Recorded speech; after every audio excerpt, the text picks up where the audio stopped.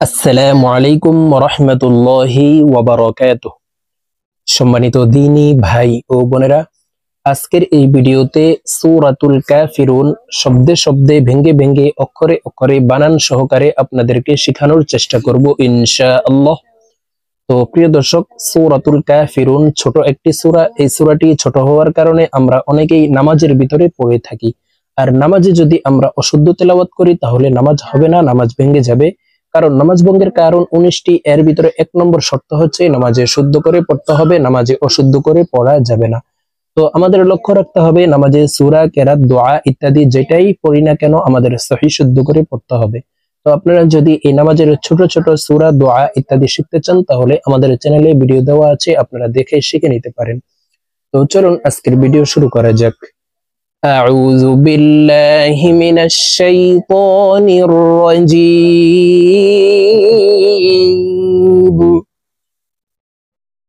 বিসমিল্লাহির রহমানির রহিম।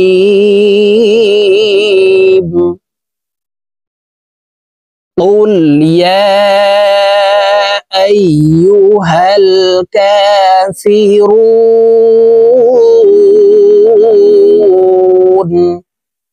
প্রিয় দর্শক, আমি বানান করে আপনাদেরকে বলে দিচ্ছি, আপনারা আমার সঙ্গে বলার জন্য চেষ্টা করুন। আপনারা আমার সঙ্গে কয়েকবার বললে আপনাদের মুখস্থ হয়ে যাবে এবং সহিহ শুদ্ধ হয়ে যাবে। কফ লাম পেশ কুল। কফ হরফের উচ্চারণ জিহ্বার গোড়া তার বরাবর উপরের তালুর সঙ্গে লাগাইয়া উচ্চারণ করতে হবে। কফ লাম পেশ কুল। এই কফ জজমওয়ালা লামকে ধরবে। কফ লাম পেশ কুল। ইয়া খারা জবর ইয়া। 3 আলিফ টান হবে। মদের হরফের উপরে চিকন চিহ্ন, বামে হামজা, মধ্যে মুনফাসিল 3 আলিফ টানিয়া পড়িতে হয়। তো আমরা এই ইয়াকে 3 আলিফ টানে পড়ব। কুল ইয়া। হামজা হিয়া জবর আই। ইয়া পেশ ইউ। তাসদীদওয়ালা হরফ দুইবার উচ্চারণ হবে, একবার পূর্বের হরকতের সঙ্গে আরেকবার নিজ হরকতের উচ্চারণ হবে। ইয়া পেশ ইউ। হা লাম জবর হাল। কুল ইয়া আইয়ুহাল। কাফ খারা জবর কা। ফা জের ফি। র ওয়াও পেশ রু। নুন জবর না।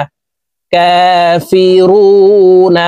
রু 3 আলিফ টেনে নুনকে সাকিন করতে হবে, কারণ মদের হরফের বামের হরফে ওয়াকফ হইলে মধ্যে আরজি 3 আলিফ টানিয়া পড়িতে হয়। কাফিরুন। সম্পূর্ণ আয়াত বলে দিচ্ছি, দেখুন। কুল ইয়া আইয়ুহাল কাফিরুন।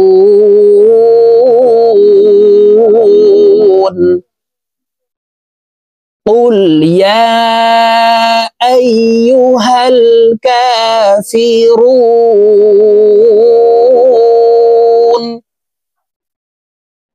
لا أعبد ما تعبدون।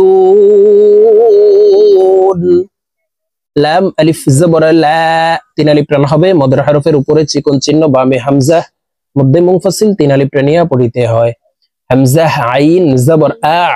আইন হরফকে হলকের মধ্যখান থেকে চাপ দিয়ে উচ্চারণ করতে হবে, কারণ আইনের মাখরাজ হলকের মধ্যখান থেকে হবে। আ আ লা আ। বা পেশ বু। দাল পেশ দু। লা আ'বুদু। মিম আলিফ জবর মা। তা আইন জবর তা। মা তা। বা পেশ বু। দাল ওয়াও পেশ দু। নুন জবর না। মা তা'বুদুনা। 3 আলিফ টেনে নুনকে সাকিন করতে হবে, কারণ মধ্যে আরজি 3 আলিফ টানিয়া পড়িতে হয়। লা আ'বুদু মা তা'বুদুন।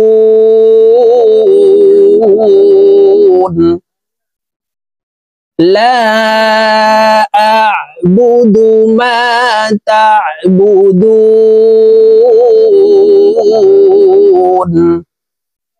ولا أنتم عابدون ما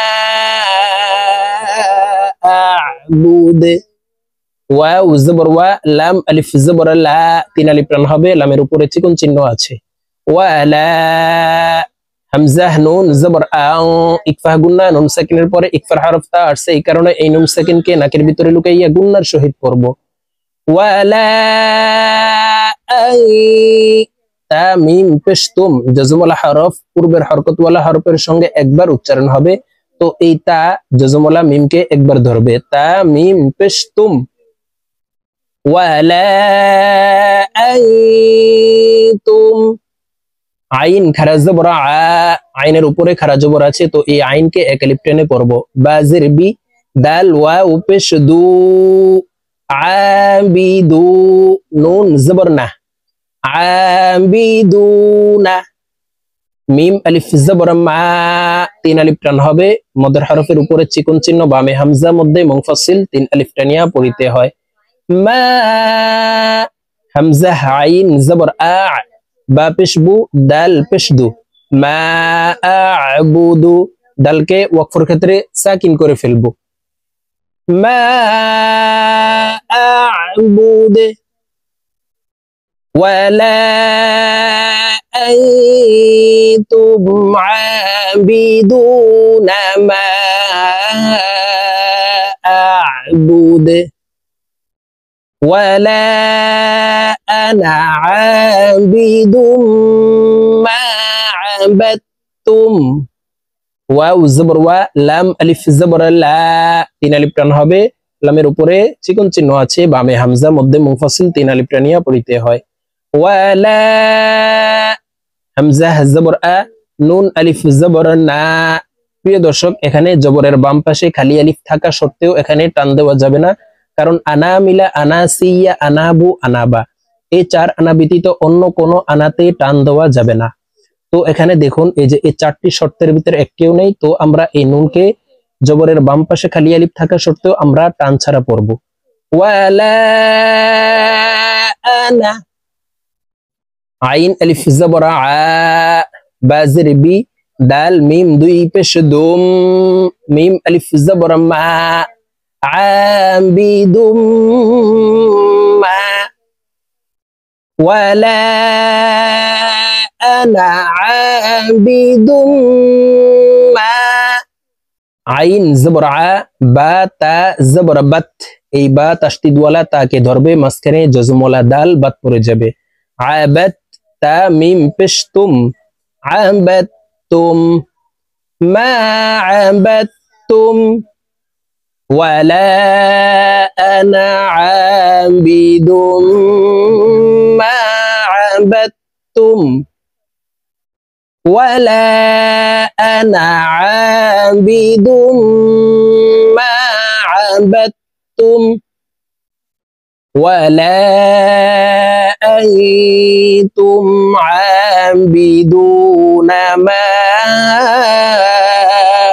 আ'বুদু। ওয়াও জবর ওয়া লাম আলিফ জবর লা, মদের হরফের উপরে চিকন চিহ্ন বামে হামজা মধ্যে মুনফাসিল তিন আলিফ টানিয়া পড়িতে হয়, তো আমরা এই লামকে তিন আলিফ টেনে পড়ব। ওয়ালা হামজা নুন জবর আং ইকফা গুন্না নুন সাকিনের পরে ইকফার হরফ তা আসছে, এই কারণে এই নুনকে নাকের ভিতরে লুকাইয়া গুন্নার সহিত পড়ব। তা মিম পেশ তুম ওয়ালা আনতুম আইন খারা জবর আ বাজের বি দাল ওয়াও পেশ দু নুন জবর না আবিদুনা মিম আলিফ জবর মা, তিন আলিফ টান হবে। হামজা আইন জবর আ বা পেশ বু দাল পেশ দু মা আ'বুদু, দালকে ওয়াকফের ক্ষেত্রে সাকিন করে ফেলবো। মা আ'বুদু ওয়ালা আনতুম আবিদুনা মা আ'বুদু লাকুম দীনুকুম ওয়ালিয়া দীন। লাম জবর লা কাফ মিম পেশ কুম লাকুম দাল ইয়া জের দি, জেরের বাম পাশে জজমালাইয়া মদের হরফ, তো আমরা এই দাল জজমালাইয়ার সাথে এক আলিফ টেনে পড়ব, এই মদকে মধ্যে তবাই বলা হয়। নুন পেশ নু কাফ মিম পেশ কুম লাকুম দীনুকুম ওয়াও জবর ওয়া লাম জের লি ইয়া জবর ইয়া ওয়ালিয়া দাল ইয়া জের দি নুন জের নি ওয়ালিয়াদিনি, দি তিন আলিফ টেনে নুনকে সাকিন করতে হবে, কারণ মদের হরফের বামের হরফে ওয়াকফ হইলে মধ্যে আরজি তিন আলিফ টেনিয়া পড়িতে হয়, এই মদকে মধ্যে আরজি বলা হয়। ওয়ালিয়াদিন, লাকুম দীনুকুম ওয়ালিয়াদিন, লাকুম দীনুকুম ওয়ালিয়াদিন। প্রিয় দর্শক, আমি এখন সূরাতুল কাফিরুন এই নামাজের ছোট সূরাটি আপনাদেরকে একটানে রিডিং বলে দিচ্ছি। তো আমি যেভাবে বানান করে শব্দে শব্দে ভেঙ্গে ভেঙ্গে অক্ষরে অক্ষরে বানান সহকারে বলে দিয়েছি, এইভাবে শিখে তারপরে আপনারা সহিহ শুদ্ধভাবে রিডিং শিখে নেবেন। বিসমিল্লাহির রহমানির রহিম। কুল ইয়া আইয়ুহাল কাফিরুন লা আ'বুদু মা তা'বুদুন ওয়ালা আনতুম আবিদুনা মা আ'বুদু ওয়ালা আনা আবিদুম মা আবাদতুম ওয়ালা আনতুম আবিদুনা মা আ'বুদু লাকুম দীনুকুম ওয়ালিয়াদিন। সাদাকাল্লাহুল আযীম।